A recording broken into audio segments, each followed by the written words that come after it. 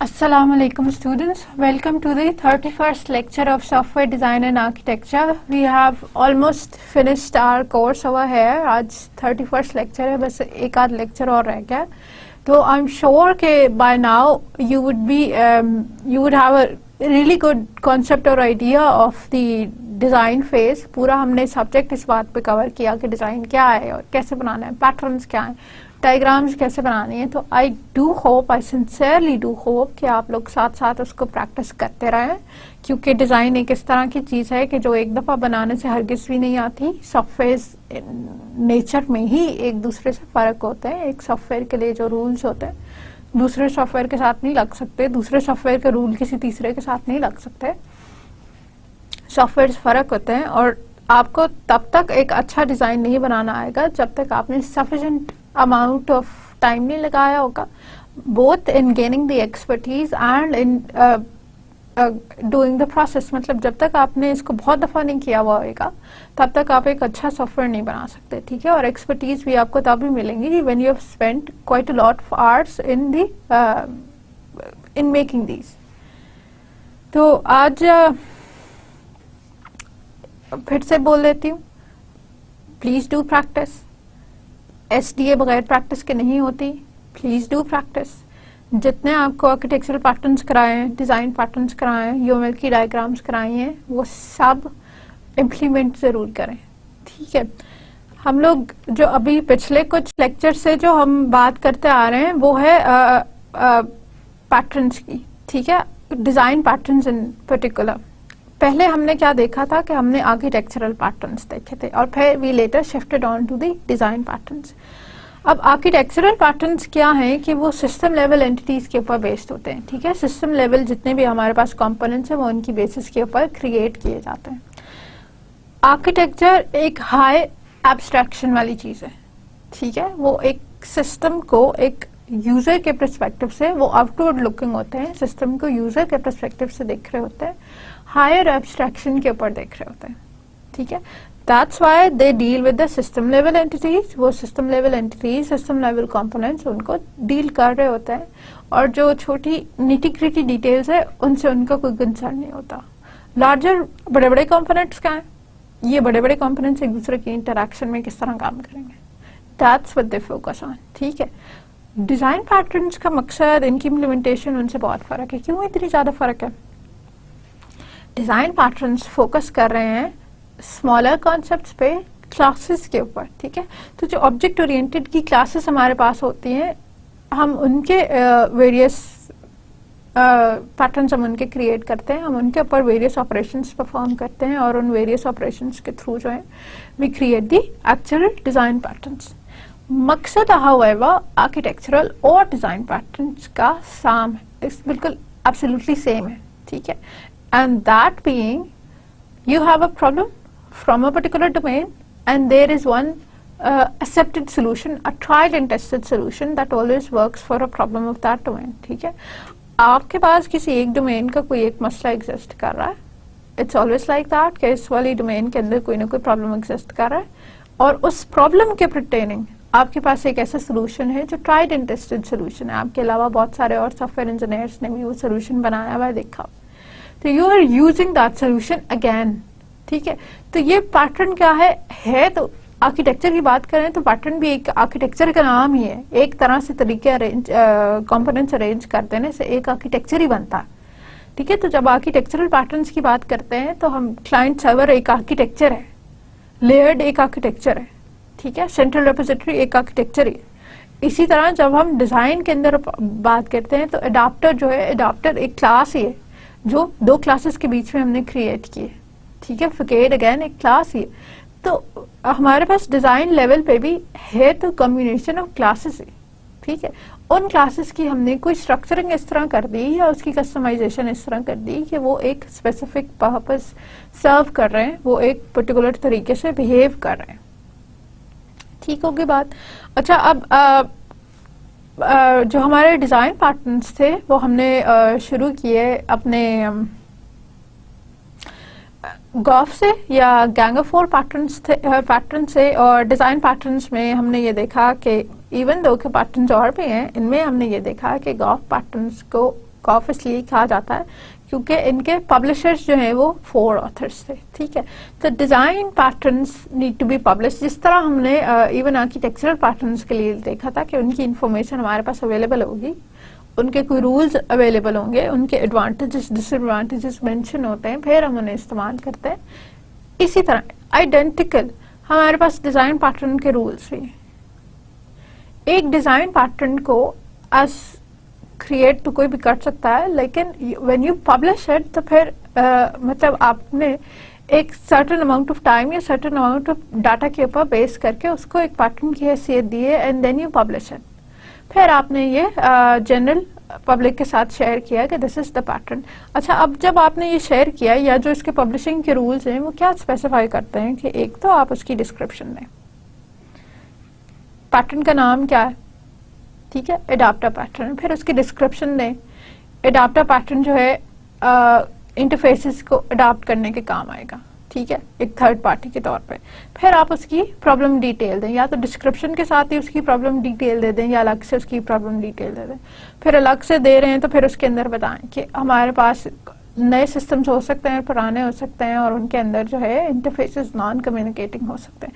तो अगर interfaces non communicating हो और हम ये चाह रहे हैं कि हम अपने नए सिस्टम को भी रीबिल्ड ना करें, उसमें इतनी ज़्यादा चीज़ें ना चेंज करें सिर्फ इसलिए कि उसने पुराने किसी एक मॉड्यूल को इस्तेमाल करना है और पुराने को भी हम चेंज नहीं कर सकते, तो फिर हम क्या करते हैं कि हम अडाप्टर बना लेते हैं, एक तीसरी चीज़ क्रिएट कर लेते हैं जो इन दोनों के बीच का काम करेगी, उसकी इंफॉर्मेशन ट्रांसलेट करके अगले तक देगी और अगले की इंफॉर्मेशन ट्रांसलेट करके पहले तक देगी। प्रॉब्लम आपने बता दिया, ठीक है, फिर सोल्यूशन बता दिया। अच्छा, अब इस सोल्यूशन को एक्चुअली इम्प्लीमेंट करने के लिए क्या चाहिए आपको? 4 क्लासेस चाहिए, 2 कॉन्क्रीट चाहिए, एक और 2 एब्स्ट्रैक्ट चाहिए। एब्स्ट्रैक्ट में मेरे पास एब्स्ट्रैक्ट ऑब्जर्वर अडाप्टर के पर्सपेक्टिव से तो आपको एक्चुअली एक चाहिए एब्स्ट्रैक्ट क्लास चाहिए और उसकी एक कॉन्क्रीट चाहिए, एडाप्टर चाहिए, ठीक है, एक एडाप्टी चाहिए, एक क्लाइंट चाहिए, और फिर एक आपके पास वो चाहिए टारगेट एप्लीकेशन चाहिए, ठीक है। तो फिर आपने इसी तरह क्लासेस के रिस्पेक्ट से ये बता दिया या सोल्यूशन की डिटेल्स उनको स्पेसिफाई कर दी कि ये किस तरह से इम्प्लीमेंट करना है, ठीक है, और then you provide a statement of consequence. फिर आप ये बता देते हैं कि इसको इस तरह इम्प्लीमेंट करने के बेनिफिट्स या ड्रॉबैक्स क्या हैं। प्रॉब्लम मैंने आपको बता दिया कहाँ अप्लाई करो, सोल्यूशन मैंने आपको बता दिया कैसे अप्लाई करो। अब मैं ये आपको बता रहा हूँ कि why would it be useful to use this pattern और why it would not be, ठीक है, कि क्या फायदे या नुकसान हो सकते हैं इस पैटर्न को इस्तेमाल करने के। पिछले लेक्चर में हमने क्या देखे थे? हमने क्रिएशनल डिजाइन पैटर्न्स देखे थे, ठीक है। उससे प्रीवियस 2 लेक्चर्स में we were looking at the structural design patterns और then we shifted on to the creational design patterns. Structural design patterns were related to the composition of the different structures, different classes, ठीक है, classes या objects, इनकी composition पे। अब composition एक structure वाला element है, वो structure से related है कि कौन सा element किधर place होगा किधर नहीं place होगा, वो उससे related है। तो उसकी basis पे जो हमने create किए हैं patterns, जो हमने design किए हुए हैं, design patterns create किए हुए हैं, those are the creational structural patterns, ठीक है। structural patterns के अंदर भी आपके पास class scope के हैं और आपके पास object scope के patterns हैं। जो हमारे पास नेक्स्ट कैटेगरी थी वो थी हमारे पास क्रिएशनल डिज़ाइन पैटर्न्स की। क्रिएशनल डिज़ाइन पैटर्न्स वो पैटर्न्स हैं जिनका फोकस या जिनका मेन एलिमेंट क्या होता है? ऑब्जेक्ट्स की क्रिएशन, ठीक है। अब इसमें भी क्लास लेवल की क्रिएशनल पैटर्न्स भी हैं और ऑब्जेक्ट लेवल के क्रिएशनल पैटर्न्स भी, ठीक है। क्लास लेवल के क्रिएशनल पैटर्न्स वो होंगे जो इनहेरिटेंस के रूल्स को इस्तेमाल करके और किसी भी ऑब्जेक्ट की क्रिएशन को डिफर करते हैं सब क्लासेस पे, कि सब क्लासेस में से जिसका ऑब्जेक्ट क्रिएट होगा और जैसे क्रिएट होगा वो इंफॉर्मेशन उस तक आगे डिफर कर देता है, रिले कर देता है, डिले कर देता है, ठीक है।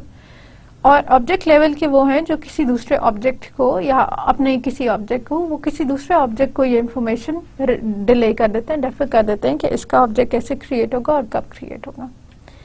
इसके अंदर 2 पैटर्न्स हमने देखे थे, सिंगलटन पैटर्न और बिल्डर पैटर्न। सिंगलटन पैटर्न, अब यहाँ पे हमने ये कंसिडर किया था कि हमारे पास एक डिस्क दी हुई है और डिस्क के ऊपर जो है रीड राइट के हेड्स होते हैं, ठीक है। उन रीड राइट के हेड्स को ऑपरेट करने के लिए कोई एक फाइल सिस्टम का ऑब्जेक्ट होता है, ठीक है।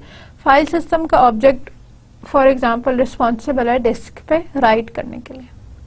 आपने दो सॉफ्टवेयर्स खोले हुए हैं, वर्ड खोली हुई है, एक्सेस खोली हुई है, आपने दो सॉफ्टवेयर्स खोले हुए हैं और दोनों के दोनों सॉफ्टवेयर्स जो हैं आपने उनको इकट्ठी कमांड दे दी सेव की।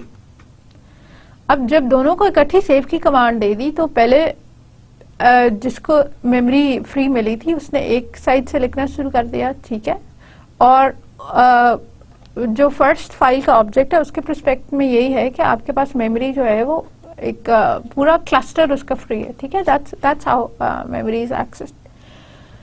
लेकिन जो सेकंड रीड कमांड थी उसने भी उसी टाइम पे ये चेक किया कि ये वाला क्लस्टर फ्री है या नहीं। उसको भी लगा कि क्लस्टर फ्री है और उसने जो है वो डाटा को ओवरराइट करना शुरू कर दिया। तो दो ऑब्जेक्ट्स हैं, फाइल के राइट के ही ऑब्जेक्ट्स हैं जिनमें कॉन्फ्लिक्ट आ रहा है। तो ऐसी सिचुएशंस में हमें दो ऑब्जेक्ट्स नहीं चाहिए, ठीक है। हम खुद इन्फोर्स कर रहे हैं ये बात, हम खुद चाह रहे हैं कि एक ऐसी क्लासेस हों कि जिनके मल्टीपल ऑब्जेक्ट्स ना बने, उनका सिंगल ऑब्जेक्ट बने अंडर ऑल सर्कमस्टांसेस। अब ये वो चीज़ है कि जो हम यूजर के सेंस पे नहीं छोड़ सकते कि हम उससे रिक्वेस्ट कर लें कि प्लीज भाई इसके दो ऑब्जेक्ट्स नहीं बनाना, तो वो दो ऑब्जेक्ट्स नहीं बनाएगा। दैट कैन नॉट हैपन, ठीक है। यूजर जहां इसको इस्तेमाल कर रहा है, जो उसका अपना मेन का फंक्शन है, जहां उसने क्लास का नाम लिख के करना है, वो मल्टीपल ऑब्जेक्ट्स क्रिएट कर सकता है। हम क्लास का स्ट्रक्चर ही इस तरह का क्रिएट करते हैं, हम क्लास का स्ट्रक्चर ही इस तरह बना देते हैं कि उसके मल्टीपल ऑब्जेक्ट्स बन ही ना सकें, ठीक है। मल्टीपल ऑब्जेक्ट्स बन ही नहीं सकेंगे तो ये रिस्पॉन्सिबिलिटी हमारे क्लाइंट की बजाय हमारी अपनी क्लास के पास ही होगी। लिहाजा इंश्योर हो जाएगा कि ये एक सिंगल इंस्टेंस वाली क्लास है, ठीक हो गया। अब ये कैसे हम इंश्योर करते हैं? हम क्या करते हैं कि पहली बात तो ये करते हैं कि हम इसका जो कंस्ट्रक्टर है उसको प्राइवेट कर देते हैं। कंस्ट्रक्टर क्लास से बाहर एक्सेसिबल नहीं। दूसरा काम हम क्या करते हैं, हम क्लास के अंदर ही उसका एक इंस्टेंस क्रिएट कर लेते हैं। अब क्लास के अंदर ही उसका इंस्टेंस क्रिएट कर लिया, अब ये इंस्टेंस जो है जब एक्सेस करना होगा तो क्लास के किसी फंक्शन के साथ एक्सेस करना होगा, ठीक है। इंस्टेंस अंदर ही है, बाहर से सिर्फ इसको कॉल मिल सकती, ठीक है। तो अब उसको एक्सेस करने के लिए हमने एक स्टैटिक फंक्शन क्रिएट कर लिया। और स्टैटिक क्यों किया? क्योंकि ये ऑब्जेक्ट्स के साथ एसोसिएट नहीं होते हैं, क्लास के साथ एसोसिएट होते हैं। क्लास का नाम आप लिखते हैं तो आप स्टैटिक फंक्शंस को इस्तेमाल कर सकते हैं, ठीक है। ये ऑब्जेक्ट ओरिएंटेड का कॉन्सेप्ट है। फिर उस स्टैटिक फंक्शन के थ्रू आपने अपने मेन कॉलिंग फंक्शन में, जो आपका मेन फंक्शन है, उस मेन फंक्शन के अंदर अपने स्टैटिक फंक्शन के थ्रू इसका इंस्टेंस गेट कर लिया,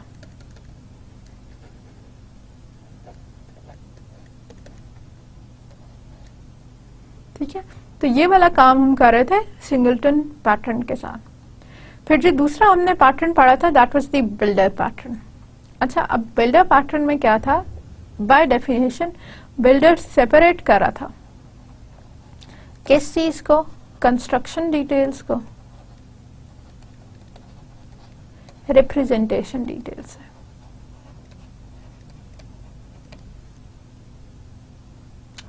अब इसमें हमने वो एग्जांपल देखी थी कि आप फॉर मैकडॉनल्ड्स चले गए हैं और मैकडॉनल्ड्स में जाके आपने ये कह दिया है कि आपको हैप्पी मील चाहिए, तो वो आपसे there are certain things that the sales person they would always ask you.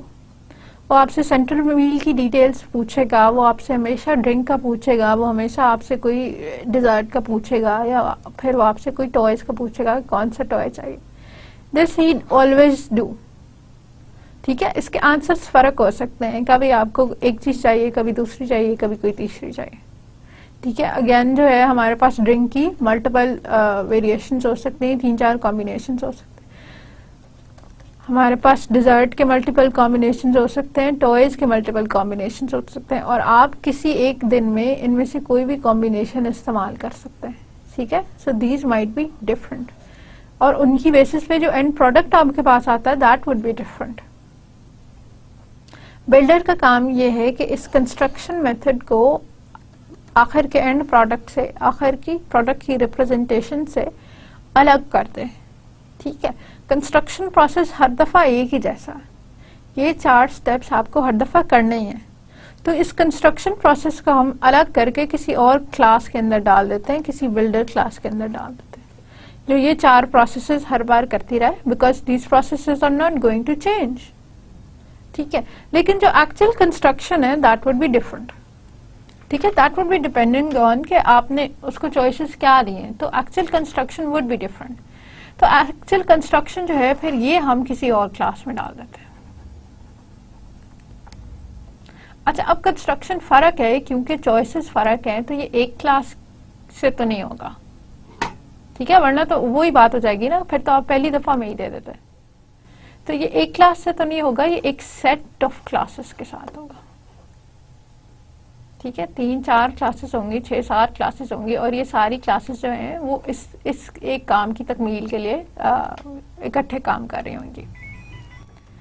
ठीक, तो that's what we do is कि हमने एक बिल्डर की क्लास क्रिएट कर ली और उसके साथ कॉन्क्रीट बिल्डर्स एसोसिएट करा दिए, और किस टाइम पे कौन सा कॉन्क्रीट बिल्डर जो है वो क्रिएट होएगा, कौन सा कॉन्क्रीट बिल्डर का ऑब्जेक्ट क्रिएट होगा, ये डिपेंड करेगा हमारे पास यूजर चॉइस पे। ठीक है, तो बिल्डर पैटर्न इसलिए क्रिएशनल पैटर्न्स में से आए क्योंकि ये किसी एक कॉन्क्रीट ऑब्जेक्ट की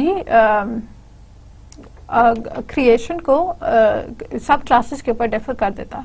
जो आपका फाइनल ऑब्जेक्ट क्रिएट होता है, जो आपका फाइनल प्रोडक्ट क्रिएट होता है, वो आपकी कॉन्क्रीट क्लासेस में से कहीं क्रिएट हो रहा होता है, लेकिन उस कॉन्क्रीट क्लास में कौन सी एक पर्टिकुलर कॉन्क्रीट क्लास का ऑब्जेक्ट क्रिएट करना है, ये हमारा जो है जो बिल्डर वाली क्लास है वो इस बेसिस पे करती है कि यूजर से क्या इन्फॉर्मेशन मिली है। ठीक है, तो ये प्री डिसाइडेड नहीं है, ये प्री डिसाइडेड नहीं है, ये हमारी चॉइसेस और सिस्टम की स्टेट पे डिपेंड कर रहा है कि अभी कौन से वाला चलना है। आज का एजेंडा क्या है, बिहेवियरल पैटर्न्स को देखते हैं, और बिहेवियरल पैटर्न्स में जो हमारे पास ऑब्जर्वर पैटर्न है और जो चेन ऑफ कमांड पैटर्न है, ये 2 पैटर्न्स इन पर्टिकुलर इनकी डिटेल्स स्टडी करते हैं। ठीक है, अच्छा, अब बिहेवियरल पैटर्न्स क्या है, पहले तो हम अपनी that's where we should begin from. Let's study what the behavioral patterns are. Behavioral patterns characterize the ways in which classes or objects interact and distribute responsibility. अच्छी मजेदार बड़ी सी डेफिनेशन हो गई उसकी। कैरेक्टराइज द वेज, डिफाइन करते हैं, characterise करते हैं, बताते हैं उन तरीकों का, the ways in which the classes और ऑब्जेक्ट्स, ठीक है, क्लास लेवल भी होते हैं, ऑब्जेक्ट लेवल भी होते हैं, डिपेंड खाली मतलब क्लासेस के ऊपर ही कर रहे हैं, ऑब्जेक्ट ओरिएंटेड की क्लासेस ही हैं, और उन्हीं क्लासेस के हम ऑब्जेक्ट्स को भी इंस्टेंशिएट करके उनकी बात कर सकते हैं। तो कैरेक्टराइज द वेज वो तरीके बता रहे हैं जिससे क्लासेस या ऑब्जेक्ट्स क्या करेंगी, इंटरैक्ट करेंगी। ठीक है, that's what behaviour is all about, कि ये एक दूसरे के रेफरेंस से किस तरह से बिहेव करेंगे, interact with each other and distribute responsibility. Her object के कुछ फंक्शनैलिटीज होती हैं जो उसने परफॉर्म करना है, ये फंक्शनैलिटीज उस ऑब्जेक्ट की रिस्पॉन्सिबिलिटीज होती हैं। ठीक है, तो every object has some functionalities to perform, every object has some tasks to do. ये जो टास्क्स टू डू है, ये जो काम है, ये उसकी रिस्पॉन्सिबिलिटीज हैं। ठीक है, तो अब शेयर कैसे करते हैं रिस्पॉन्सिबिलिटीज, डिस्ट्रीब्यूट कैसे करते हैं रिस्पॉन्सिबिलिटीज, कौन सा काम हमने किधर किसको देना है, कब देना है, कैसे देना है, ये सारा जो है हैंडलिंग हमारी बिहेवियरल पैटर्न्स में होती है। बिहेवियरल पैटर्न्स इस बात के लिए मतलब उनका काम ये है कि वो ये चेक करें कौन कौन से तरीके हैं, what are the various ways in which classes और objects can interact with each other, उनकी कम्युनिकेशन हम देख सकते हैं, एंड डिस्ट्रीब्यूट रिस्पॉन्सिबिलिटी, और जो उन्होंने मिलके आपस की कम्युनिकेशन करनी है वो किस तरह से हो सकती है। ठीक है, बिहेवियरल में अगेन हमारे जो 2 डिफरेंट स्कोप्स थे, क्लास लेवल पैटर्न्स और ऑब्जेक्ट लेवल पैटर्न्स, वो दोनों स्कोप्स भी इसके अंदर आ जाते हैं। क्लास पैटर्न्स में क्या है, यूज इनहेरिटेंस। ठीक है, to describe algorithms and flow of control. ठीक है, अब इनहेरिटेंस की आपको फिर थोड़ी सी जल्दी से एक डेफिनेशन दे दूं। इनहेरिटेंस में क्या है कि आपके पास एक पेरेंट क्लास एग्जिस्ट करती है और उस पेरेंट के साथ एसोसिएटेड कुछ चाइल्ड क्लासेस एग्जिस्ट करती हैं। पेरेंट क्लास के पास अपना एक सेट ऑफ डाटा होता है और एक सेट ऑफ रिस्पॉन्सिबिलिटीज होता है, ठीक है, और ये सेट ऑफ डाटा और रिस्पॉन्सिबिलिटीज जो है इनहेरिट होता है या बीइंग एबल टू यूज होता है उसकी चाइल्ड क्लासेस के अंदर, ठीक है। लेकिन चाइल्ड क्लासेस में खास बात क्या है कि ये इसके अलावा भी फंक्शनैलिटीज जो है ऐड ऑन कर सकती है। So they are the special cases, the better cases of the parent classes, ठीक होगी बात। अच्छा, अब ये इनहेरिटेंस को इस्तेमाल करते हैं, they use the inheritance to describe algorithms in flow of control. किस काम के लिए? एल्गोरिथम्स को डिस्क्राइब करने के लिए। एल्गोरिथम्स किधर से आ गए बीच में? एल्गोरिथम्स हमारी फंक्शनैलिटी को इम्प्लीमेंट करते हैं। मैं जो कह रही थी, हम बीच में कई बात कर रहे थे कि हमने एक लिस्ट ले ली और लिस्ट को सॉर्ट कर लिया, तो अब सॉर्टिंग के लिए कोई ना कोई एल्गोरिथम होता है, ठीक है। आपने नंबर्स में सॉर्ट करना है तो न्यूमेरिकली सॉर्ट करना है, आपने अल्फाबेटिकली सॉर्ट करना है, कोई ना कोई आपको उसके ऊपर फंक्शन लगाना पड़ेगा। मे बी आपको इंसर्शन सॉर्ट लगानी पड़े जो ये करे कि हर इंडिविजुअल मेंबर को उसकी अप्रोप्रिएट पोजीशन के ऊपर प्लेस करती जाए, ठीक है। हो सकता है आपको क्विक सॉर्ट लगानी पड़े। क्विक सॉर्ट क्या करेगी कि आपकी लिस्ट को डिवाइड करती जाएगी और डिवाइड करके उस पिवट फाइंड करके और लार्जर और स्मॉलर एलिमेंट्स के अंदर डिवाइड करेगी और फिर एक एलिमेंट की एक्चुअल पोजीशन फाइंड आउट कर लेगी। And it will keep on doing that, it will keep on finding newer pivot and dividing the lists, जो रिजल्टेंट लिस्ट्स आती हैं, into smaller numbers and larger numbers until के सारे numbers जो हैं वो सॉर्ट नहीं हो जाते, ठीक है। तो डिफरेंट चॉइसेस हमारे पास अवेलेबल होती हैं एल्गोरिथम्स की, और ये कौन सा एल्गोरिथम कौन से टाइम पे सिलेक्ट करना है ये हमारी क्वालिटी रिक्वायरमेंट्स पे डिपेंड करता है। जैसे क्विक सॉर्ट जो है that is quicker than insertion sort, ठीक है। टाइम के हिसाब से वो टाइम कम लेता है, ठीक है। स्पेस के हिसाब से स्पेस बराबर लेता है, ठीक है। तो यहाँ पे अब आपकी ये चॉइस है कि आपने इसमें से कौन सा इस्तेमाल करना है, कौन सा इस्तेमाल नहीं करना, डिपेंडिंग कि आपकी मेमोरी रिक्वायरमेंट्स क्या है या स्पेस रिक्वायरमेंट्स क्या है और आपकी जो है टाइम रिक्वायरमेंट्स क्या है, ठीक है। तो अब बिहेवियरल में भी ये है कि behaviour, how it runs, how it performs something, ये सारे आपके एल्गोरिथम्स पे डिपेंड करेगा, ठीक है। वेदर इट परफॉर्म्स एफिशिएंटली, अगर उसके अंदर क्विक सॉर्ट लगा है तो उसकी performance would be a lot better, considering कि उसके अंदर इंसर्शन सॉर्ट लगा, इंसर्शन सॉर्ट स्लो है तो उसकी परफॉर्मेंस इफेक्ट होगी। तो कौन सी टाइम पे कौन सी चॉइस ऑफ एल्गोरिथम्स लगाना है, दिस वन दैट वन, और फ्लो ऑफ कंट्रोल कैसे करना है, कौन से ऑब्जेक्ट को अभी पर्टिकुलरली कॉल देनी है, ठीक है। हर ऑब्जेक्ट की एक रिस्पॉन्सिबिलिटी है, हर ऑब्जेक्ट का एक काम है और उस काम अगर वो सक्सेसफुली परफॉर्म करता है तो ओवरऑल हमारे सिस्टम की एक स्टेट बन जाती है, ठीक है। हमारे सिस्टम की एक स्टेट को रिप्रेजेंट कर रहा होता है। When an object is in a particular state तो उसकी बेसिस पे हमारे सिस्टम की कोई एक स्टेट बन जाती है, ठीक। तो जिस तरह ऑब्जेक्ट बिहेव करता है तो हमारे सिस्टम का एक बिहेवियर निकल आता है, ठीक है। तो हम कौन से ऑब्जेक्ट को कौन से टाइम पे कॉल करेंगे so that it does its function, वो अपनी फंक्शनैलिटी परफॉर्म कर रहा है और उसकी फंक्शनैलिटी की बेसिस पे हम अपने सिस्टम का बिहेवियर डिटरमिन कर रहे हैं, ठीक है। तो वो वाला काम जो है हमारे बिहेवियरल पैटर्न्स जो है they take care of that. फिर बिहेवियरल ऑब्जेक्ट पैटर्न्स, और ये क्या करते हैं, describe how a group of objects, ठीक। तो इसमें पहली मजेदार बात आ गई कि this would work on a group of objects. अब एक ही ऑब्जेक्ट की स्टेट की बात नहीं हो रही, अब ग्रुप ऑफ ऑब्जेक्ट्स की बात हो रही है। ये सारे कैसे आपस में कम्युनिकेट करेंगे, कोऑपरेट, ठीक है। ये कैसे कोऑपरेट करते हैं, to perform a task that no single object can carry out alone, ठीक है। तो बिहेवियरल ऑब्जेक्ट पैटर्न्स में ये बात है कि हम अपने ऑब्जेक्ट्स की फंक्शनैलिटीज को, रिस्पॉन्सिबिलिटीज को इनहैंस कर रहे हैं। एक काम तो वो मुझे करके ही दे रहा था, अब आपने उसके साथ 3 और ऑब्जेक्ट्स एसोसिएट कर दिए, ठीक है। उन 3 और ऑब्जेक्ट्स ने ये किया है कि उसकी फंक्शनैलिटी को बेहतर कर दिया, ठीक है। मेरे पास एक अच्छा अब रियल वर्ल्ड की एग्जांपल है, ये डिजाइन पैटर्न से काफी ऊपर की बात है। आपने एक वेब डिजाइनर जो है वो वेब डेवलपर हायर कर लिया। अब एक वेब डेवलपर क्या करता है कि वो आपको वेब पेजेस बना के दे देता है, ठीक है। वेब पेज उसने बना दिए, लॉगिन का फंक्शन, लॉगिन का फीचर उसने बिल्कुल सही बना दिया, उसको अच्छे से बनाने आता था, उसने बिल्कुल सही बना दिया, लेकिन उसको डिजाइनिंग बिल्कुल भी नहीं आती। एक उसने सीधी स्क्रीन बनाई है और उस सीधी स्क्रीन के ऊपर 2 टेक्स्ट बॉक्स लगे हुए, तीसरा ओके सबमिट का बटन लगा।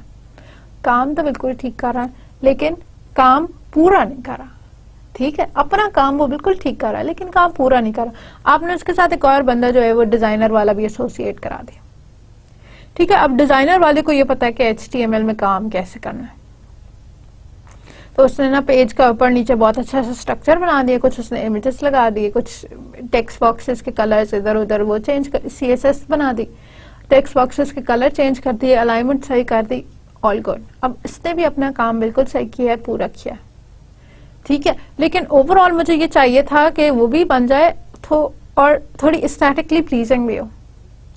मेरे जो वेब डिजाइनर था उसने पिक्चर्स तो लगा दी हैं, पिक्चर्स हाई क्वालिटी की नहीं थी, ठीक है। पिक्चर्स हाई क्वालिटी की नहीं थी, पिक्चर्स के अंदर कॉन्ट्रास्ट सही से नहीं थे, तो मैंने एक ग्राफिक डिजाइनर भी ले आई और ग्राफिक डिजाइनर को भी इन 2 बंदों के साथ जो है उनको लगा दिया। अब ग्राफिक डिजाइनर ने क्या किया, इमेजेस या पिक्चर्स जो है वो हाई क्वालिटी की बना के दे दी इनको।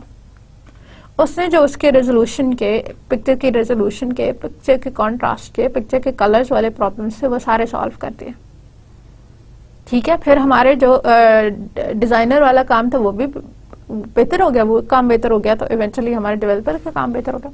तो अब बाहर से जो लग रहा है हमारी एक कंप्लीट वेबसाइट बन रही है, ठीक है, और अंदर से जो इसके ऊपर काम करना है वो डिफरेंट ऑब्जेक्ट्स काम कर रहे हैं, ठीक है। मल्टीपल ऑब्जेक्ट्स हमारे पास, they are working in collaboration, और ये वर्किंग इन कोलैबोरेशन से वो एक लार्जर फंक्शनैलिटी अचीव कर रहे हैं। ये हमारे पास बिहेवियरल ऑब्जेक्ट पैटर्न्स का काम है कि एक ग्रुप ऑफ ऑब्जेक्ट्स कोऑपरेट करते हैं। एक ग्रुप ऑफ ऑब्जेक्ट्स, हमारे पास सॉफ्टवेयर क्लासेस के एक ऑब्जेक्ट्स का एक सेट है that is talking to one another, ठीक है।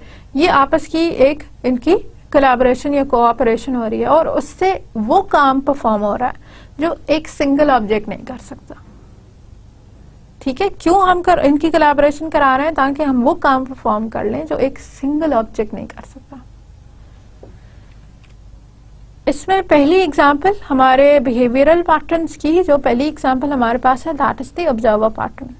अच्छा, अब ऑब्जर्वर पैटर्न जब मैंने आपको डिजाइन पैटर्न शुरू कराए थे तो भी एग्जांपल के तौर पे कराया था, ठीक है। उस वक्त खाली डेफिनेशंस दे देने से अक्सर बातें रह जाती हैं, तो उसी टाइम पे हमने एक छोटी सी अपनी एक एग्जाम्पल रन करके एग्जाम्पल देखी थी, रन करके तो नहीं देखी थी, एग्जाम्पल एक देखी थी, and that was the observer design pattern, ठीक है। तो अब उसकी थोड़ी फर्दर डिटेल देखते हैं कि ये ऑब्जर्वर डिजाइन पैटर्न जिसकी बात हमने इतने लेक्चर्स पहले शुरू की थी, ये है क्या। इंटेंट क्या है, define a one two many dependency between objects so that when one object changes state, all its dependents are notified and updated automatically, ठीक है। वही वाली बात हमारे पास कि एक हमारे पास सेंट्रल ऑब्जेक्ट है और एक जो अहम बात है, जो सेंट्रल ऑब्जेक्ट है वो यहाँ पे पड़ा हुआ है, ठीक है, और इस सेंट्रल ऑब्जेक्ट के साथ कनेक्टेड बहुत सारे दूसरे ऑब्जेक्ट्स हैं।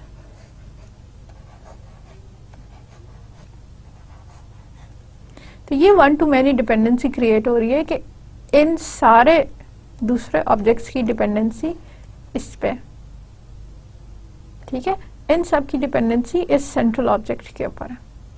ये सेंट्रल ऑब्जेक्ट अगर अपनी स्टेट चेंज करता है तो इसके साथ कनेक्टेड जितने ऑब्जेक्ट्स हैं वो सारे के सारे भी अपनी स्टेट चेंज कर लेते हैं।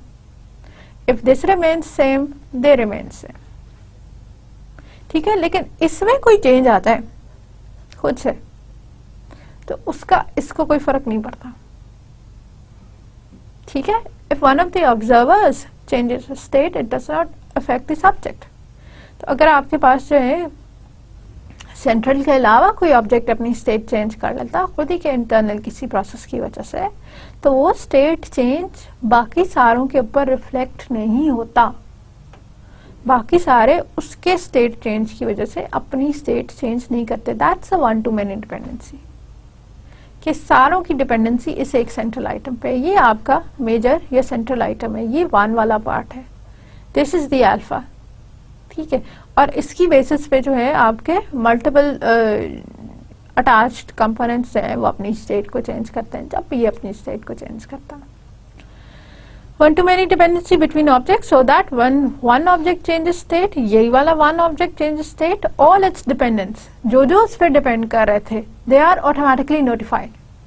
उन सब तक नोटिफिकेशन भी चला गया कि इस ऑब्जेक्ट की स्टेट चेंज हो गई, और उस नोटिफिकेशन की बेसिस पे उन्होंने जो आपके ऑब्जर्वर्स हैं उन्होंने जो जो चीजें अपडेट करनी थी दे डिड दैट, ठीक है।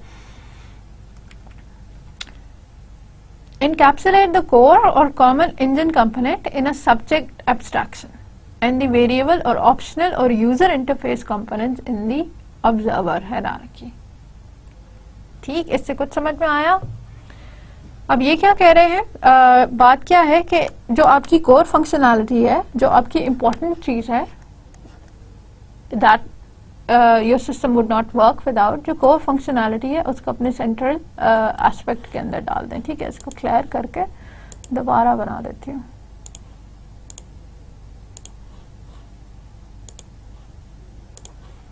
ठीक, तो वो क्या कह रहे हैं कि अपनी जो कोर फंक्शनैलिटी है, कॉमन और engine components in a subject abstraction, जो कोर फंक्शनैलिटी है उसको एक सेंट्रल लोकेशन पे रखते हैं, ठीक है।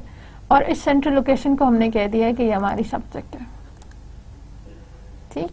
एंड द वेरिएबल जो चेंज हो सकते हैं, वेरिएबल और ऑप्शनल और यूजर इंटरफेस, या जो हमने कभी चाहिए ही नहीं, ठीक है, जो है जिनकी हैसियत बहुत कम है, चेंज हो रहे हैं, हैसियत बहुत कम है, ऑप्शनल है, sometimes you need them sometimes you don't, या फिर जो यूजर इंटरफेसेस है, ठीक है, उन सारों को आप ऑब्जर्वर हायरार्की में डाल दें, उन सारों को इस सब्जेक्ट के साथ के ऑब्जर्वर्स बना दें। ये सारे इसके साथ कनेक्टेड हैं और ये सारे ऑब्जर्वर्स हैं, ठीक है। तो इससे एक चीज और अभी इसी स्टेज पे क्लैरिफाई कर लें कि हमारे इस ऑब्जर्वर डिजाइन पैटर्न के अंदर बेसिकली दो कंपोनेंट्स इन्वॉल्व है, एक तो सब्जेक्ट का कंपोनेंट और एक ऑब्जर्वर का कंपोनेंट। सब्जेक्ट का कंपोनेंट जो है वो हमारा कोर कंपोनेंट है जो रिस्पॉन्सिबल है सारी फंक्शनैलिटी को होल्ड करने के लिए, या आप कह सकते हैं कि जो मेन या इंपॉर्टेंट फंक्शनैलिटी है उसको होल्ड करने के लिए। तो सब्जेक्ट की स्टेट चेंज बाकियों को इफेक्ट करती है, ठीक है। और जो दूसरा हमारे पास कंपोनेंट है वो ऑब्जर्वर्स का कंपोनेंट है। ऑब्जर्वर्स ज्यादा हो सकते हैं, 4 हो सकते हैं, 6 हो सकते हैं, 8 हो सकते हैं, 800 हो सकते हैं, कोई लिमिटेशन नहीं है इस पे। ऑब्जर्वर्स बहुत सारे हो सकते हैं जो सेंट्रल हमारे सब्जेक्ट के साथ कनेक्टेड होंगे, एसोसिएटेड होंगे, चाहे डायरेक्ट कनेक्शन में हो चाहे थ्रू मीडियर हो, ये कनेक्टेड हमारे सब्जेक्ट के साथ होंगे, ठीक है। और ऑब्जर्वर्स का काम क्या है? ऑब्जर्व करना। किसको ऑब्जर्व करना? अपने सब्जेक्ट को ऑब्जर्व करना। और एज सून एज के आपके सब्जेक्ट में कोई चेंज अकर होती है तो वो हमारे ऑब्जर्वर्स के अंदर उसी तरह रेप्लिकेट होती है। ऑब्जर्वर्स जो है वो सारे भी अपना काम चेंज करते हैं, अपडेट करते हैं, ठीक है। अब ये अपडेशन जो है ये कॉज किस वजह से हो रही है? सब्जेक्ट के चेंज की वजह से, ठीक है। ऑब्जर्वर के पास नया डाटा सब्जेक्ट की स्टेट की वजह से आया, सब्जेक्ट अपडेटेड तो फिर अपनी स्टेट अपडेट करो, ठीक है। इसकी स्टेट के अपडेट से जो रिजल्ट है वो डिफरेंट हो सकते हैं, ठीक है। ऑब्जर्वर्स डिफरेंट है तो डिफरेंट ऑब्जर्वर्स जब अपनी स्टेट चेंज करेंगे ना तो हर एक की स्टेट चेंज आइडेंटिकल नहीं होगी। इसने भी वही काम नहीं किया जो इसने किया, इसने भी अपडेट किया है लेकिन ये किसी और चीज पे काम कर रहा था, ये किसी और पे कर रहा था, तो एक ही काम 4 ऑब्जर्वर नहीं कर रहे, चारों अपडेट जरूर कर रहे हैं, लेकिन अपडेट क्या कर रहे हैं, अपडेट किस डाटा पे कर रहे हैं ये उनकी मर्जी। ये क्लास की अपनी कंस्ट्रक्शन से पे डिपेंड करता है, ये उससे फर्क होता है। The view part of the model view controller, ठीक है। अब इसकी सबसे मजेदार एग्जांपल वो है जो हमारे पास model view controller architecture available था, उसमें जो व्यू पार्ट था वो हमारे पास ऑब्जर्वर्स थे और उसमें जो मॉडल पार्ट था वो हमारे पास सब्जेक्ट था। जब जब मॉडल का डाटा चेंज हो रहा था तो उससे कॉरेस्पॉन्डिंग जितने भी व्यूज थे या यूजर इंटरफेसेस थे वो भी हमें अपडेट करने थे, ठीक है। उसमें सिर्फ एक बात एक्स्ट्रा भी है कि वो व्यू वाले जो चेंजेस हैं वो बाद में हमारे मॉडल के पास भी आते हैं, लेकिन जब डिजाइन के लेवल पे हम ये बात करते हैं तो ये कंपल्शन नहीं है कि ऑब्जर्वर के कोई चेंजेस जो हैं वो सब्जेक्ट में रिफ्लेक्ट हों, ठीक है, यहाँ पे वन वे कम्युनिकेशन है कि सब्जेक्ट ऑब्जर्वर को बता देगा कि स्टेट चेंज क्या हुई है, और जो है हमारा ऑब्जर्वर है वो उसकी बेसिस पे अपनी चीजें अपडेट कर लेगा, what ever the updates may be. ठीक, ये इसकी एक क्लास डायग्राम है, और इसकी क्लास डायग्राम में इंपॉर्टेंट एस्पेक्ट्स हमारे पास क्या है, एक तो सब्जेक्ट की क्लास, ऑब्जर्वर की क्लास, और फिर ऑब्जर्वर के आगे से कॉन्क्रीट क्लासेस। ठीक है, हमने ऑब्जर्वर का अगेन एक इंटरफेस क्रिएट किया है, इसकी एक एब्स्ट्रैक्ट क्लास क्रिएट की है जिसमें हमने अपडेट का फंक्शन डाल दिया। ठीक है, इस ऑब्जर्वर की क्लास के ऊपर अब view1 इसका भी एक अपडेट का फंक्शन है, view2 इसका भी एक अपडेट का फंक्शन। ठीक, सब्जेक्ट के अंदर नोटिस करें कि एक तो सेट और गेट स्टेट वाले फंक्शंस हैं जिनका आसान काम है, मतलब एकदम से आप समझ सकते हैं कि ये क्या है। सेट स्टेट जो है वो ऑब्जेक्ट की स्टेट को इनपुट के तौर पे वहाँ प्रोवाइड कर देगा, स्टेट को सेट कर देगा, और गेट स्टेट है जो ये करेगा कि आपकी जो सब्जेक्ट की स्टेट है वो डिस्प्ले कर देगा या आउटपुट कर देगा। ठीक है, फिर है attach, that's an important function. अब अटैच क्या करता है, अटैच जो है अपने साथ जो जो ऑब्जर्वर्स अटैच्ड हैं उनकी लिस्ट क्रिएट करके रखता। ठीक है, अब इसमें इनपुट जो है वो हमारे पास एक ऑब्जर्वर का एरे आ रहा है। ठीक है, इनपुट ये इन और आउट वाले भी वो लगती है कि अगर आपने रिटर्न टाइप डिफाइन करनी हो तो आप आउट से कर लें, और पैरामीटर करने हो तो आप इनके कीवर्ड से रिप्रेजेंट कर लें। ठीक है, तो इसने करना क्या है कि अटैच करने हैं मल्टीपल ऑब्जर्वर्स, जो जो ऑब्जर्वर्स इसने अटैच करने हैं उसकी लिस्ट हमारे पास यहाँ पे दी हुई है अटैच वाले फंक्शन के साथ। ठीक है, तो आप ये नोटिस करें कि इसकी थोड़ी सी ज्यादा क्लोज कपलिंग है। ठीक है, ये थोड़े डायरेक्ट एसोसिएशन में कंपेयर टू आर्किटेक्चर में जिस तरह हम चीजें देख रहे थे तो वहाँ थोड़ी ज्यादा जो है कोहेजन ज्यादा और कपलिंग कम थी, लेकिन यहाँ पे कपलिंग थोड़ी सी ज्यादा है। और क्यों ज्यादा है, it's not a bad thing, it doesn't have to be a bad thing. क्यों ज्यादा है, क्योंकि ये डिजाइन लेवल का एक पैटर्न है, ये डायरेक्ट क्लासेस के साथ बात कर रहा है, ये कंपोनेंट्स के साथ नहीं कर रहा, तो नेचुरली इसकी कपलिंग जो है वो एक आर्किटेक्चरल लेवल पैटर्न से काफी ज्यादा होएगी। ठीक, अब ऑब्जर्वर को सब्जेक्ट से क्या चाहिए, मॉडल की इंफॉर्मेशन, जो डाटा उसके पास पड़ा था उसकी इंफॉर्मेशन। सब्जेक्ट को ऑब्जर्वर से क्या कंसर्न है, व्यूज इसके पास है। ठीक है, view1 view2।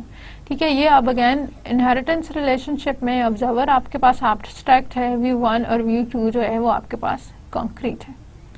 ठीक है, और ये एज सून एज के इसका अपडेट कॉल होता है तो वो मॉडल से स्टेट गेट करता। ठीक है, वो आपकी सब्जेक्ट वाली क्लास से स्टेट गेट करता। इसकी बेस्ट एग्जांपल जो है, इसकी सबसे इजी टू अंडरस्टैंड एग्जांपल जो है वो ऑक्शंस की है। ठीक है, ऑक्शंस में क्या होता है कि आपका ऑक्शनियर जो है वो एक किसी भी आइटम को he puts it up for auction. ठीक है, जैसे नीलाम होती हैं चीजें, वो नीलाम क्या करता है, वो कोई आइटम बता देता है कि ये वाला आइटम मेरे पास है और ये पर्टिकुलर आइटम जो है हमने नीलाम के लिए रखते हैं। ठीक है, फिर एक कोई बंदा जो है उसने स्टार्टिंग बिड बता दी, उसने बता दी कि ये जो है पोर्ट्रेट सपोज क्वीन एलिजाबेथ का पोर्ट्रेट है और ये पोर्ट्रेट जो है वो $5,000 में कम से कम बिकेगा। तो उसने पहली बिड जो है वो पहली इनिशियल स्टार्टिंग प्राइस जो है उसने बता दी। ठीक है, फिर आपके पास अब ये ब्रॉडकास्ट हो गई, ये सारों को पता चल गई जो जो बिडर्स वहां बैठे हुए थे। ठीक है, ये बिडर्स जो हैं ये ऑब्जर्वर्स के तौर पे काम कर रहे हैं और ये ऑक्शनियर जो है ये सब्जेक्ट के तौर पे काम कर रहा है। ठीक है, बिडर्स में से किसी एक ने एक्सेप्ट कर ली बिड। अब नंबर 13 ने कहा कि हाँ जी ठीक है, मैं इस particular portrait of queen Elizabeth के लिए $5,000 देने को तैयार हूँ।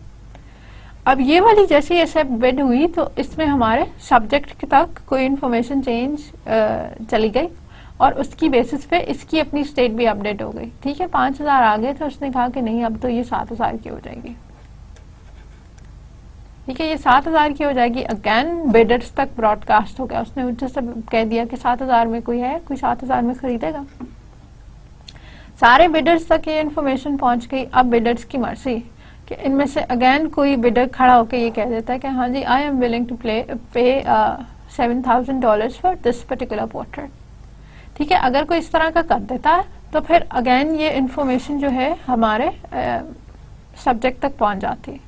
सब्जेक्ट तक पहुंच जाती है, उसकी फर्दर अपडेट हो जाती है, ठीक है, उसकी स्टेट फर्दर अपडेट हो जाती है, ठीक है, स्टेट फर्दर अपडेट हो गई, इनमें से कोई चेंज हुआ, अगर चेंज हो गया, अब नीलाम में तो ये होता है कि अगर उसकी बेसिस पे कोई चेंज हो गया तो फाइनली चेंजेस एक्सेप्टेड, ठीक है, अगर उस किसी और ने भी कह दिया कि हाँ जी वो 9,000 के ऊपर यही वाली पिक्चर ले लेगा तो हम उसको एक्सेप्ट करके आगे चले जाते हैं। लेकिन अगर एक सर्टन टाइम पीरियड में नोबडी एक्सेप्ट्स इट, ठीक है, आपके 2 मिनट गुजर गए हैं लेकिन किसी ने भी ये नहीं कहा कि वो 9,000 पे ले लेगा, actually 30-40 seconds are good enough for that, किसी ने भी नहीं कहा कि वो 9,000 पे ले लेगा, तो आप अपनी जो है 7,000 पे 7,000 के ऊपर जो है अपनी डील क्लोज कर देते हैं, फाइन।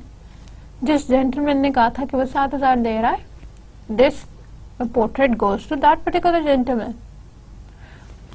ये वाली भी नोटिफिकेशन जो है ब्रॉडकास्ट होती है, ये भी अनाउंस होती है। अब इसके अनाउंस होने का फायदा क्या है कि जो बाकी लोग थे उनको भी पता चल जाए कि ये particular deal, this deal has closed, you can not put any more to this one, ठीक। तो ये वाला आइडिया हमने सॉफ्टवेयर में ऑब्जर्वर पैटर्न के थ्रू इम्प्लीमेंट किया कि एक हमारे पास सब्जेक्ट है, एक हमारे पास मेन चीज है, कोर फंक्शनैलिटी इसके पास पड़ी हुई है, और इसकी बेसिस पे चीजें जो हैं हमारे ऑब्जर्वर्स जो हैं वो अपनी स्टेट्स को चेंज कर रहे हैं, इसकी बेसिस पे ऑब्जर्वर्स जो हैं वो कभी they are making things better, कुछ इम्प्रूवमेंट, कुछ अपडेट, कुछ ला रहे हैं, वो पैसे या ज्यादा कर रहे हैं या सेम पैसों पे एक्सेप्ट कर रहे हैं, so on and so fourth, ठीक है। अब इसी की एक डिटेल्ड क्लास डायग्राम देख लें एक एग्जांपल के साथ। हमारे पास जो है एक ऑब्जर्वर की क्लास है, और ऑब्जर्वर की क्लास में हमारे पास बाइनरी ऑब्जर्वर है, ऑक्टल ऑब्जर्वर है और हेक्साडेसिमल ऑब्जर्वर है, ठीक है। और जो हमारी सब्जेक्ट की क्लास है, वो सब्जेक्ट की क्लास एक्चुअली जो होल्ड कर रही है एक बात, एक चीज तो ये होल्ड कर रही है, और दूसरी स्टेट को होल्ड कर रही है जो इंटीजर की फॉर्मेट में। तो पहले स्टेट को एक्सप्लेन कर देती हूँ। अब इस स्टेट में जो इंटीजर दिया हुआ है ये एक्चुअली नंबर है, ठीक है। इसका मतलब है कि अगर मैंने 9 कहा तो फिर हमारे पास जो ऑब्जर्वर्स हैं उसमें से जो हेक्साडेसिमल कन्वर्जन है वो 9 को एज 9 रिप्रेजेंट कर देगी, जो ऑक्टल ऑब्जर्वर है वो 9 को एक्चुअली 27 की फॉर्मेट में रिप्रेजेंट कर देगी, ठीक है। और जो बाइनरी ऑब्जर्वर है वो इसको 1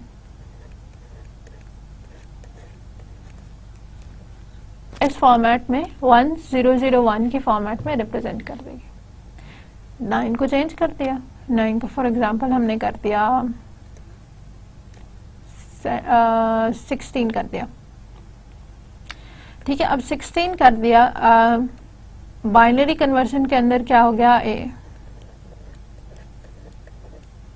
1100, ठीक है। ये 8 और 4 ये इसके साथ ही ऐसे बन जाएगी, हाँ जी अब सही हो गया, 1 2 4 8 16, ये इसकी रिप्रेजेंटेशन हो जाएगी। इसी तरह 8 के अंदर या ऑक्टल के अंदर रिप्रेजेंटेशन क्या हो जाएगी कि हमारे पास 7 इधर आ जाएंगे, 7 इधर आ जाएंगे, जो 2 हमारे पास बच जाएंगे वो इधर आ जाएंगे, ठीक है। हेक्स में इसकी कन्वर्जन कैसे हो जाएगी, 16 आ गया है, 15 आ जाएगा, एक तो एफ वाला नंबर आ जाएगा, 1 हमारे पास लीडिंग आ जाएगा, ठीक। ये हमारी हेक्स की कन्वर्जन निकल आई। तो एज सून एज के this changes these do to, ठीक है, एज सून एज के इसकी स्टेट चेंज होती है, इधर के नंबर भी चेंज हो जाते हैं, बिकॉज दे शुड। जो एक्चुअल नंबर आपके पास है वो तो इधर एग्जिस्ट कर रहा है ना, तो उस नंबर का कोई भी चेंज डायरेक्टली इनको इफेक्ट करता, and that's how it's supposed to be, ठीक है। तो यही ऑब्जर्वर का मकसद है। अच्छा, अब ये अचीव कैसे होता है, सब्जेक्ट के अंदर ऑब्जर्वर्स की एक लिस्ट दी हुई है, और इस लिस्ट में इन सारों के ऑब्जेक्ट्स क्रिएट हुए हैं, ठीक है। ये इसका ऑब्जेक्ट एक्चुअली क्रिएट हुआ है, और इसके ऑब्जेक्ट के रेफरेंस से फिर इनके ऑब्जेक्ट्स क्रिएट हुए हैं, ठीक है। तो एवरी टाइम ये अपनी स्टेट चेंज करता है, तो जो जो इसके पास अटैच हुए हुए, ठीक है, अटैच का पहले भी आपको बताया था, जो जो इसके साथ अटैच हुए हुए, जो जो ऑब्जर्वर्स इसको ऑब्जर्व कर रहे हैं, उन सब के लिए ये नोटिफाई वाला फंक्शन चला देता है। उन सबको ये नोटिफाई कर देता है कि सब्जेक्ट की स्टेट चेंज हो गई है, और सब्जेक्ट की स्टेट चेंज हो गई है तो आप जो जो इसके साथ अटैच है वो अपनी स्टेट चेंज कर ले, मॉडिफाई कर ले। ठीक है, अगर वो क्लास मॉडिफिकेशन कर लेती है फाइन, मॉडिफिकेशन नहीं करती स्टिल फाइन।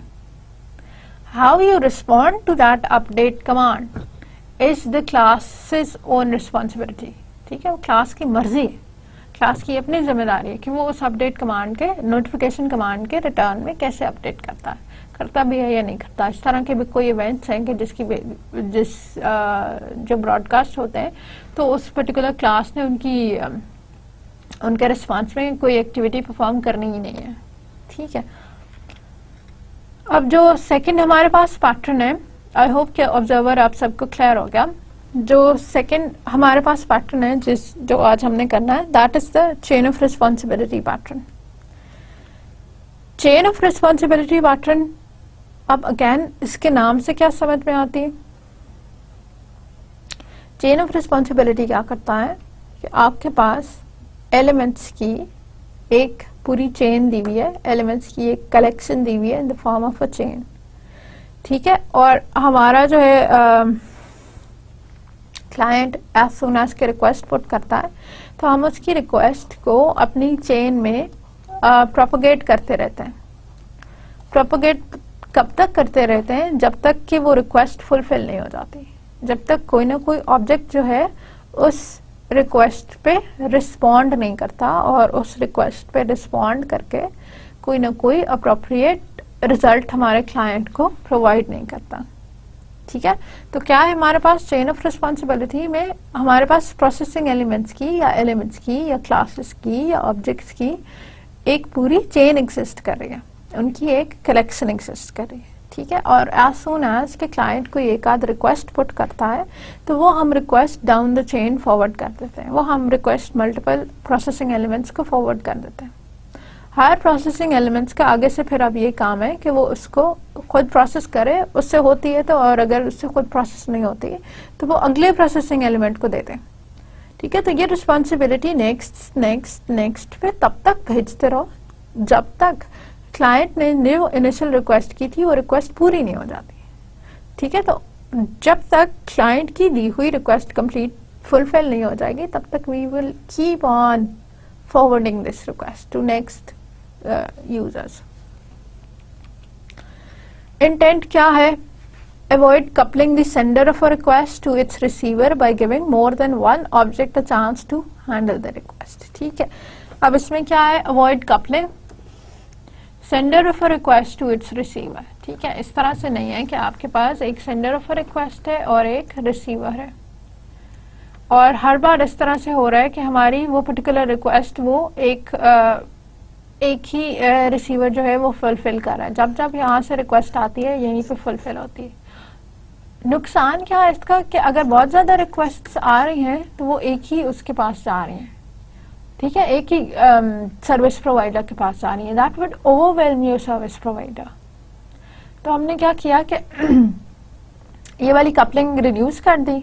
कैसे रिड्यूस कर दी कि हमने सेंडर ऑफ रिक्वेस्ट को अलग कर दिया रिसीवर से by giving more than one object a chance to handle the request. कैसे कि हमने जो रिसीवर एंड पे है मल्टीपल ऑब्जेक्ट्स बना दिए। तो अब जो है वो सेंडर की रिक्वेस्ट शायद इस ऑब्जेक्ट के पास चली जाए, शायद इस ऑब्जेक्ट के पास चली जाए, शायद इस ऑब्जेक्ट के पास चली जाए। ठीक है, तो अब 2-3 लोग हैं, 2-3 ऑब्जेक्ट्स हैं जो आपकी क्यूरी को हैंडल कर सकते हैं। तो अगर एक अनअवेलेबल होगा या एक को नहीं पता कि क्या चल रहा है तो आप दूसरे के पास जा सकते हैं। अगर दूसरा अनअवेलेबल होगा तो आप तीसरे के पास जा सकते हैं। तो you can keep on doing that. कब तक? जब तक कि रिक्वेस्ट फुलफिल नहीं हो जाती। कब तक हम डाउन द चेन जाते रहेंगे? कब तक ऑब्जेक्ट्स रिस्पॉन्सिबिलिटी फॉरवर्ड ट्रांसफर करते रहेंगे? जब तक कि यूजर की रिक्वेस्ट फुलफिल नहीं हो जाती। ठीक है, अब इसमें क्या है कि ये इसकी एक सिंपल सी अगेन एक डायग्राम है। क्लाइंट ने रिक्वेस्ट पुट की। अब क्लाइंट की रिक्वेस्ट एक आउटसाइड एनवायरनमेंट पे एग्जिस्ट कर रही है। ठीक है, और आप मल्टीपल प्रोसेसिंग एलिमेंट्स आपके पास है और वो एक प्रोसेसिंग एलिमेंट से होके दूसरे से होके तीसरे पे चले जाएगी अनटिल फुलफिल हो जाती है। इसकी सबसे जो कॉमन एग्जांपल है वो एक एटीएम की एग्जांपल है, ठीक है। एटीएम में जाएं और आप उसको रिक्वेस्ट करें 500 रुपीज की, तो वो आपको एक ही नोट निकाल के देता है 500 रुपए का। अगर आप 1500 की रिक्वेस्ट करें तो आपके पास 1000 वाला आ जाता है और एक 500 वाला आ जाता है। अगर आप 2000 की रिक्वेस्ट पुट करें तो आपके पास 1000 वाला आ जाता है और 2 500 वाला आ जाता है।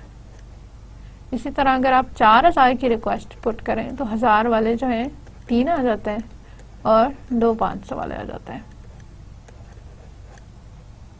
तो अब ये क्या हो रहा है कि एवरी टाइम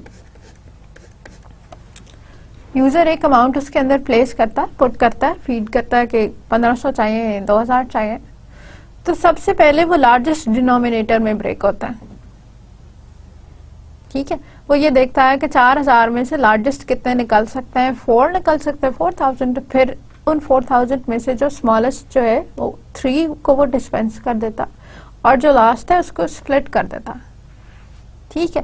तो अगर आप 500 एंटर करते हैं, स्मॉलेस्ट डिनोमिनेटर से शुरू करता है, 500 के लिए 500 को नोट ही जाएगा, इससे कम नहीं जा सकता। 1000 के लिए अच्छा 500 का एक ही जा सकता है, 1000 के तो 1000 का एक जा सकता है, ठीक है। 2000 के लिए 1000 का जा सकता है, 2 500 के जा सकते हैं। 4000 के लिए 3000 वाले जा सकते हैं, 2 500 वाले जा सकते हैं।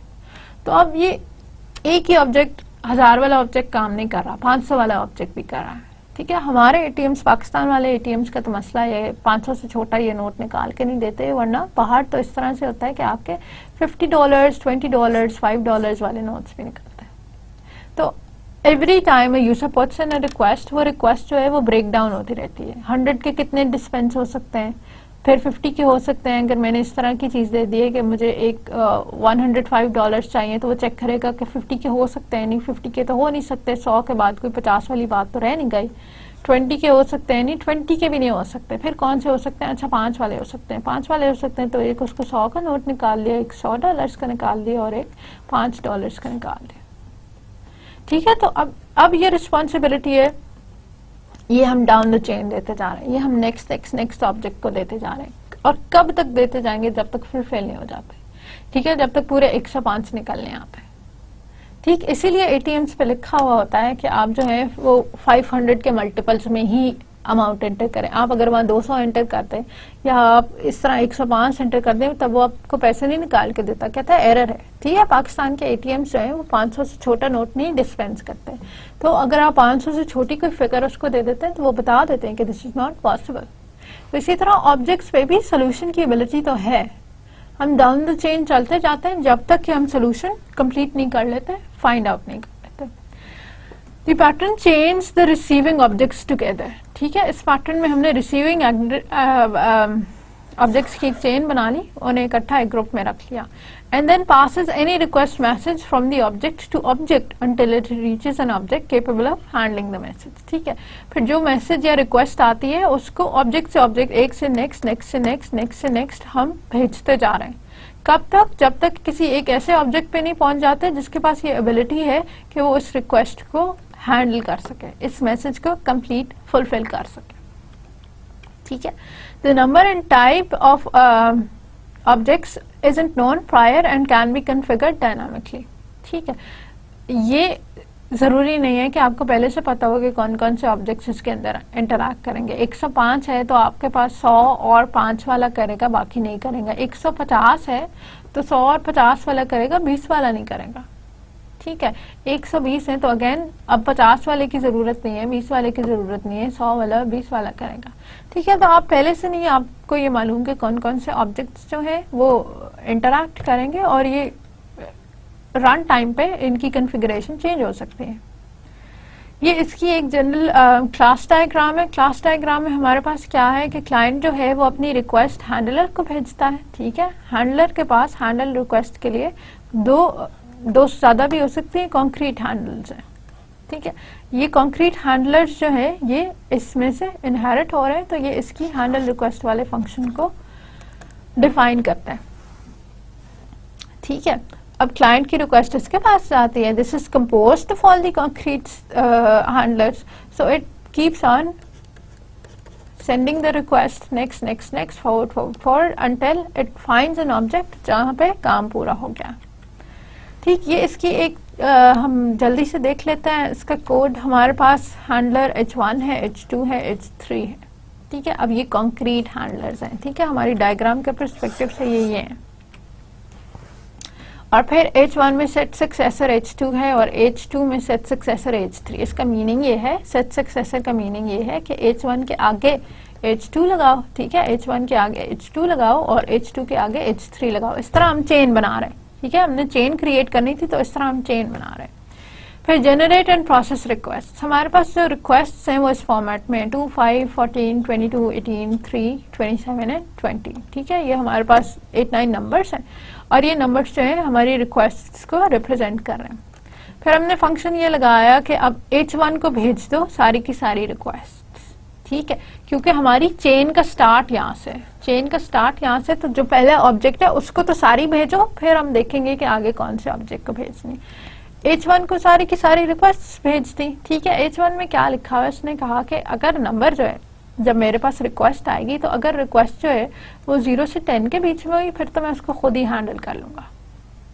ठीक है, अगर इसके बीच में नहीं हुई, 0 या 10 के अलावा कोई चीज है, तो फिर जाके सक्सेसर को चेक करो और सक्सेसर को जाके रिक्वेस्ट भेज दे दो। ठीक है, सक्सेसर तो लगा हुआ है, तो हमारे केस में अगर 2 आया, 5 आया, तो 2 और 5 को तो ये खुद ही हैंडल कर लेगा क्योंकि ये लेस देन 10 है। लेकिन जैसे ही वो 14 पे जाएगा तो 14 एक लार्जर नंबर है। ठीक है, 14 is greater than 10, it is not less than 10। तो ये वाला कोड नहीं एग्जीक्यूट होगा, रादर ये वाला कोड एग्जीक्यूट होगा और वो देखेगा कि H1 के आगे जो है हमने H2 अटैच किया हुआ था और H2 के आगे जो है हमने H3 अटैच किया हुआ था, तो सक्सेसर मिल गया और वो रिक्वेस्ट उठा के इधर ले आएगा। ठीक है, अब 14 जो है, 14 वाली रिक्वेस्ट इसके जुमरे में आती है, 10 से 20 के दरमियान में ही है, तो 14 वाली रिक्वेस्ट हमारी ये वाली क्लास हैंडल कर लेगी।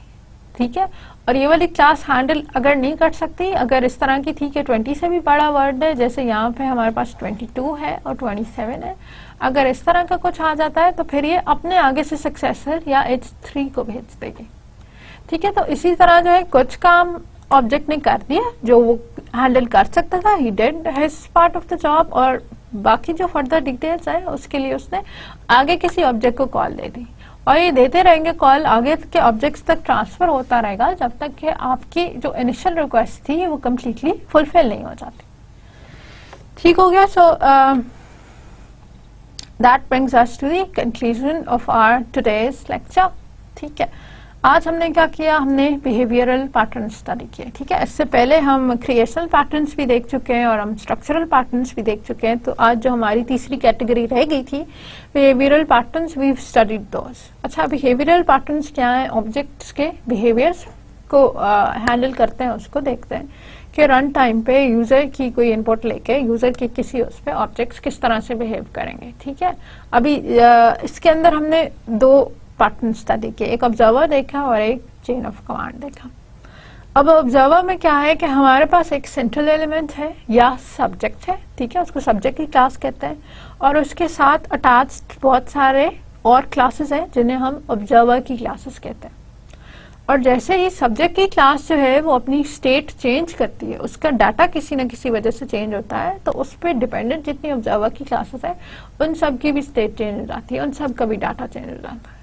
ठीक है, तो अब ये जो स्टेट चेंज की इंफॉर्मेशन है ये हम किस तरह से भेजते हैं कि हमारे पास जो सब्जेक्ट वाली क्लास है उसके अंदर एक तो ऑब्जर्वर्स की लिस्ट पड़ी हुई है। ठीक है, एक तो ऑब्जर्वर्स की लिस्ट उसके अंदर पड़ी हुई है। दूसरी चीज क्या है उसके पास, कि उसके पास एक नोटिफाई ऑल ऑब्जर्वर्स का फंक्शन है। तो जब नोटिफाई का फंक्शन चलेगा, जब उसकी अपनी स्टेट चेंज हो जाएगी तो वो नोटिफाई का फंक्शन चलाएगा और नोटिफाई का फंक्शन उस लिस्ट में पड़े हुए जितने भी ऑब्जर्वर्स थे उन सारों को कॉल दे देगा, उन सारों के अपडेट फंक्शंस को कॉल दे देगा और फिर इंडिविजुअल क्लासेस के ऑब्जर्वर्स के जो अपने अपने अपडेट फंक्शंस थे वो कॉरेस्पॉन्डिंगली जो है एक्ट करेंगे, जो भी इनपुट उसको मिली थी उस इनपुट के ऊपर। ठीक, दूसरा हमारे पास क्या था, chain of command.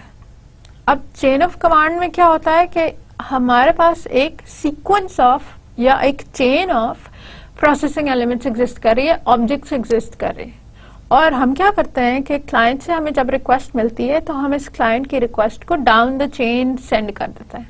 We keep on sending it to next object and next object and next object, next object तक हम भेजते रहते हैं।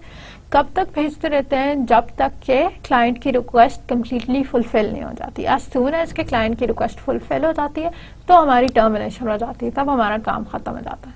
ठीक है, तो ये लिस्ट जो है हम खुद क्रिएट करते हैं, लेकिन उसके अंदर कौन से टाइम पे कौन से ऑब्जेक्ट्स जो है वो इन्वॉल्व होंगे ये डायनामिकली डिसाइड होता है। ये पहले से नहीं पता होता, क्योंकि रन टाइम पे यूजर कोई भी वैल्यू दे सकता है, 105 दे सकता है, 120 दे सकता है। ठीक है, तो ये पहले से नहीं पता होता, ये डायनामिकली डिसाइड होता है। लेकिन कौन कौन से ऑब्जेक्ट्स हैं ये हमें पहले से पता है। ठीक है, और उनको किसी चेन में हमने चेन में आप रन टाइम पे भी डाल सकते हैं और पहले भी डाल सकते हैं, वो हमारे उसके ऊपर होता है। इम्प्लीमेंटेशन किस तरह से आपने की है, चेन किस तरह से आपने क्रिएट की है। ठीक है, तो this was all about the behavioural patterns. जो हमने स्टडी करने थे डिटेल से वो यही दोनों बिहेवियरल पैटर्न्स है। और इन बिहेवियरल पैटर्न्स के साथ हमारे डिजाइन पैटर्न्स भी खत्म हो जाते हैं। ठीक है, तो डिजाइन पैटर्न्स के हिसाब से जितनी हमने चीजें पढ़नी थी वो हमने सारी पढ़ ली हैं। और आज के लेक्चर इन पर्टिकुलर में हमने बिहेवियरल पैटर्न्स जो हैं उनके रेफरेंस से जितनी चीजें पढ़नी थी वो पढ़ ली। ठीक है, तो that concludes our third major module. हमारे कोर्स की जो तीसरी बात थी वो खत्म हो गई। That's it. ठीक है, जो तीसरा मेजर मॉड्यूल था डिजाइन पैटर्न्स का वो इसके साथ खत्म हो गया। ठीक है, तो अब वो टाइम है कि आप इन सारी चीजों को जो है वो साथ साथ प्रिपेयर करना शुरू कर दें, because we have come to the conclusion of your course है। ठीक है, we'll have one more lecture और उसमें फिर देखेंगे हम कुछ और डिजाइन की बातें। Till then take care of yourselves and thank you so much.